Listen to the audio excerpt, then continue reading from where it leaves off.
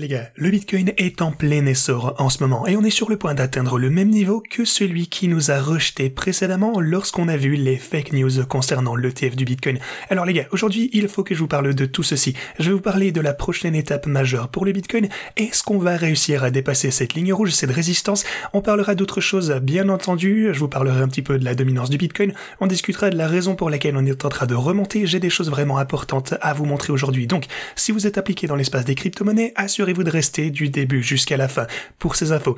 Bienvenue à tous, je m'appelle Maxime et je vous apporte chaque jour des nouvelles vidéos en français sur les crypto-monnaies en vous apprenant comment vous faire de l'argent sur ce marché. Si vous êtes nouveau sur cette chaîne, alors soyez sûr de vous abonner et d'activer la cloche dès maintenant. Ok les gars, regardez-moi tout ceci. On est actuellement à 29 430 $ au moment où j'enregistre et il semblerait que le Bitcoin ne veuille monter encore plus haut. Maintenant, voilà le truc important. Ce que j'essaye de vous dire depuis plusieurs semaines déjà, c'est que les milliardaires achètent du Bitcoin comme des dingues en ce moment. Alors pourquoi pas vous? Ils vendent tout ce qu'ils ont, ils achètent du Bitcoin. Tout le monde doit acheter du Bitcoin le plus tôt possible, je vous l'ai déjà dit. Tout a changé pour le Bitcoin, etc. Un mouvement majeur va se produire d'ici les prochaines 48 heures. Le temps presse, vous voyez un petit peu la rhétorique ici. Donc maintenant, on assiste finalement à ce mouvement. Maintenant, pourquoi est-ce qu'on le voit en fait actuellement? Eh bien, si vous regardez un petit peu les aspects techniques, ce niveau, le bord de la boîte orange, vous savez que c'était le premier niveau de résistance important. On a essayé de le franchir à plusieurs reprises. On est donc revenu avec un petit peu plus d'élan ici, ok? Donc on s'est préparé avec plus de force. Et puis, eh bien, non seulement on a réussi à dépasser ceci, mais on est redescendu, on a créé ceci en tant que zone de support, et puis on s'est fait catapulter à partir de ce point sur l'intervalle de 4 heures. Donc tout semble vraiment bien se dérouler ici pour les bitcoins. Bien entendu, on a eu un premier rejet ici de ce côté lorsqu'on a essayé de percer ce niveau. Les bears ont réussi à nous retirer à la baisse, mais maintenant, eh bien, ils n'en ont pas été capables. La question est donc bien sûr, est-ce qu'on va pouvoir atteindre et peut-être dépasser le niveau des 30 000? Et surtout, eh bien, comme je vous le disais, est-ce qu'on va pouvoir se consolider au-dessus de ce niveau? Eh bien, on sait déjà que c'est un niveau clé. Il y a une raison pour laquelle j'ai une ligne rouge ici, c'est super important, il y a une raison pour laquelle c'est si important. Si on parvient à atteindre ce niveau, eh bien, attendez-vous à ce que les bears tentent de faire considérablement rechuter le prix du Bitcoin à partir de ce point, au moins momentanément, ok? Attendez-vous à une forte résistance à ce stade, et eh bien, dites-vous bien qu'on est qu'à environ 1,8% d'atteindre ce niveau.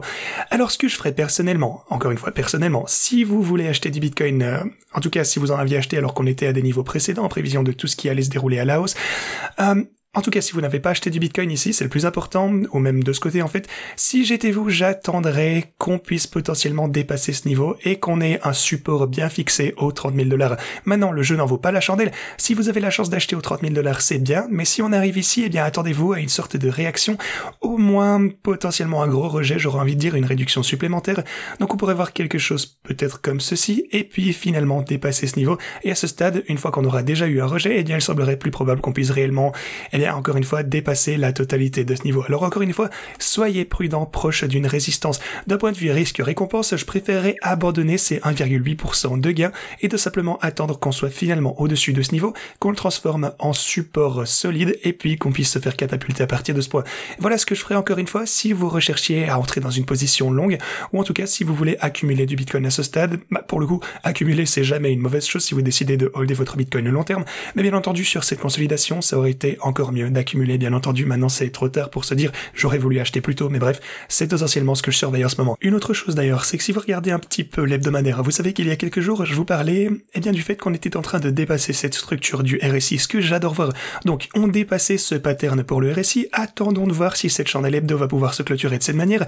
Donc si on y parvient, eh bien on aura franchi cette structure RSI, ce qui est énormément bullish pour le Bitcoin. Donc tout est en place pour qu'on puisse éventuellement et finalement, j'ai envie de dire, atteindre des niveaux plus élevés. Comme je vous l'ai dit, on a vraiment ce niveau au court terme à surveiller, qui sera une grosse résistance quoi qu'il en soit. Donc voilà, continuons, non seulement on dépasse la structure du RSI, également sur l'intervalle hebdomadaire en fait, encore une fois il faut d'abord clôturer la chandelle comme ceci, mais si vous regardez les moyennes mobiles, encore une fois les moyennes mobiles, eh bien nous repoussaient à la baisse auparavant, donc ici on avait cette chandelle qui était en dessous des 28 500 $, mais maintenant on est également au-dessus de toutes les moyennes mobiles importantes pour le court terme en tout cas. Encore une fois, si on clôture cette chandelle, plutôt en fait dans 2 jours dimanche, si on clôture cette chandelle comme ceci, eh bien ce sera énorme, ça signifiera que sur l'intervalle hebdo, au moyen terme donc, on aura dépassé la plupart des moyennes mobiles clés, et on aura donc une perspective plus haussière à venir pour les quelques prochaines semaines en tout cas. Et c'est pourquoi en fait je vous disais que même si on avait un rejet potentiellement à partir de ce point aux 30 000 $, donc oui, vous pouvez voir que c'est arrivé une première fois, d'un point de vue technique, eh bien ça nous a fait tout de même dépasser les précédents sommets. On a établi une tendance de simplement réaliser des creux ainsi que des sommets de plus en plus élevés, ce qui est forcément un pattern extrêmement haussier. Donc même si, oui, c'est vrai, on a été rejeté d'un point de vue technique, c'est pas top, mais le grand mouvement qu'on a pu voir lors des fake news sur l'ETF du Bitcoin a en fait été essentiel pour qu'on puisse continuer notre mouvement à la hausse. Donc voilà, encore une fois, gardez un œil sur toutes ces choses. Bien entendu, on va continuer à vous tenir au courant. Pour ce qui est de la dominance du Bitcoin, vous pouvez voir que de son côté, ça augmente également. Donc en réalité, eh bien vraiment, ce qu'on cherche en ce moment, c'est le Bitcoin. Les altcoins ne voient pas de si bons résultats, l'Ethereum non plus d'ailleurs. Les marchés traditionnels, eux, sont en baisse en plus de ça, donc vous pouvez constater que de leur côté, ils ont récemment suivi une tendance à la baisse constante. Le pétrole, lui, on s'en doute, est en hausse comme toujours. Et en fait, d'ailleurs, vous pouvez également constater une tendance haussière très claire ici avec le pétrole. Et c'est vraiment la raison pour laquelle il y a une certaine peur sur les marchés tout de même. Les prix du pétrole augmentent, on a le conflit au Moyen-Orient. Vous savez que les marchés traditionnels sont en baisse également, mais le Bitcoin, lui, est en train de remonter. On a également l'or d'ailleurs, ça fait un moment qu'on n'en a pas parlé, mais ça nous prouve donc que, eh bien, encore une fois, lorsque les choses sont incertaines, le Bitcoin en tire profit, et c'est pourquoi c'était une très bonne idée d'accumuler du Bitcoin lors de cette phase de consolidation. Encore une fois, vous contrôlez votre argent, et en période de peur, c'est positif. Pour le coup, ici, j'aurais envie de vous dire qu'il ne vous reste qu'entre 3 et 5 mois avant que l'ETF soit approuvé, quelque chose comme ça, et à ce moment-là, eh bien, je pense qu'on risque d'avoir une explosion à la hausse extrêmement rapide, donc préparez-vous en fonction de ça, et ça se poursuivra sûrement au cours des quelques prochains mois, peut-être des années à la hausse, à mesure qu'on verra toute la force du marché haussier prendre son ampleur. Alors vraiment les gars, j'insisterai jamais assez, si vous avez vendu vos bitcoins, élaborez dès maintenant une stratégie pour revenir dans le jeu dès maintenant si vous ne l'avez pas déjà fait. Encore une fois, c'est pas un conseil financier, mais j'en suis convaincu.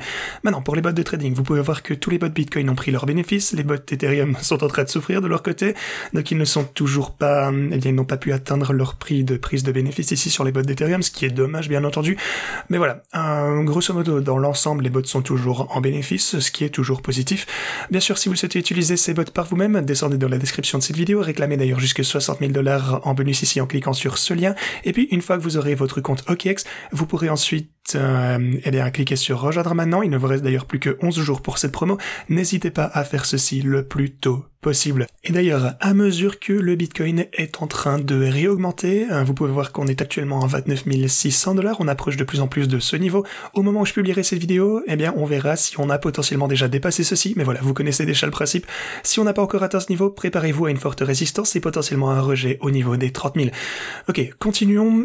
Vous pouvez voir que l'or et le Bitcoin sont en train d'évoluer en tandem. Ils se dirigent tous les deux à la hausse actuellement, comme vous le voyez avec le genre de... ok, attendez, oui, 2 secondes. Ouais, en fait, ici, on est qu'à quelques... Ouais, il ne reste plus que 200 $ pour atteindre ce niveau. J'espère vraiment qu'on va y arriver. À ce stade, pour le coup, moi, je m'attendrais plutôt à ce que les bears, eh bien, commencent à intervenir et essayent de faire rebaisser le prix du Bitcoin ici en shortant. Mais bref, ici sur l'intervalle horaire, ouais, vous pouvez voir, c'est une grosse chandelle. Vraiment, les bears essayent déjà, en fait, de re-shorter le Bitcoin, de faire partir le prix à la baisse avant même qu'on atteigne ce niveau. Bien entendu, on va voir s'ils réussissent ou non. De toute façon, ce n'est qu'un essai de plus. On verra au fil du temps. Mais bref, c'est plus important que jamais. Si vous prenez une position longue ici, si vous pensez, oui, d'ailleurs, qu'on va rechuter, en fait, ça pourrait potentiellement avoir du sens d'entrer dans un short, mais encore une fois, si vous envisagez un long, attendez potentiellement qu'on parvienne au-dessus de ce niveau, on n'est qu'à 1% de cette ligne rouge, de toute façon vous perdez pas grand-chose, attendez que ce soit maintenant un support, et puis finalement vous pourrez prendre une position. En tout cas, ce sont pas des conseils financiers, vous le savez, mais c'est ce que moi je ferais personnellement. Et comme je vous le disais en fait, comme je vous le montrais, le Bitcoin et l'or sont en train d'augmenter ensemble à mesure qu'on constate la certitude se développer sur le marché. À l'avenir, il y a certaines choses préoccupantes auxquelles il faudra également prêter attention. Comme vous le savez, on a le procès FTX qui est en cours en ce moment, avec Alameda Research, etc., tout ce procès, et on sait qu'ils ont gagné ces 36 milliards de dollars américains, mais ils n'ont pu racheter que 4 milliards de dollars. Tout ceci signifie alors qu'ils ont dû, eh bien, faire un transfert, ils ont dû virer plus de 30 milliards de dollars américains, donc des USD, vers Tether. Mais durant le procès, en fait, il n'y a aucune mention de cet événement, il n'y a aucune mention de Alameda qui aurait transféré 30 milliards de dollars américains vers l'USDT. Encore une fois, est-ce que cet USDT est soutenu ou pas? Eh bien, on verra bien. Espérons-le. Au cours de ce procès, on découvrira de toute façon comment ils ont obtenu, eh bien, ces 30 milliards de dollars américains vers du USDT. Est-ce qu'ils ont transféré cet argent? Peut-être que quelqu'un d'autre a transféré l'argent pour eux. J'espère de toute façon qu'on aura, eh bien, des clarifications lors de ce procès. Une autre chose que vous pouvez voir ici, eh bien, c'est le rejet du procès de Ripple avec SEC, donc contre ses fondateurs ou ses dirigeants. Enfin, vous voyez, vous connaissez la chanson. Maintenant, voilà le problème. Les gens célèbrent ceci comme une grosse victoire, mais ce que certains disent ici, c'est que la SEC aurait volontairement eh bien, abandonner les poursuites contre les hauts dirigeants de Ripple, et ça signifierait en fait qu'ils peuvent faire appel à leur décision beaucoup plus tôt, sinon ils auraient dû attendre la conclusion de ce procès à la fin du printemps. Donc parce que évidemment on sait déjà qu'ils ont perdu ce procès contre Ripple, alors maintenant ils abandonneraient potentiellement les poursuites contre Ripple, contre leur cadre supérieur en tout cas, afin qu'ils puissent simplement aller de l'avant et faire appel beaucoup plus vite contre ce premier procès qu'ils ont déjà perdu, à moins bien entendu qu'ils ne veuillent attendre beaucoup plus de temps cette fois, qu'ils veuillent simplement abandonner le procès contre les dirigeants. Peut-être que ça va revenir ou pas, j'en sais rien, mais en tout cas voilà ce qui est en train de se passer. De même, le procureur général de New York a déposé une plainte contre le Digital Currency Group, contre Gemini, contre Barry Silbert, contre Genesis aussi. Alors comment est-ce que ça va affecter la conversion potentielle du trust de Grayscale pour le TF Bitcoin? On n'en sait rien, mais c'est aussi quelque chose qui est en train de se dérouler actuellement. Les gars, ceci étant dit, profitez de votre week-end, merci beaucoup d'avoir regardé cette vidéo, et à la prochaine.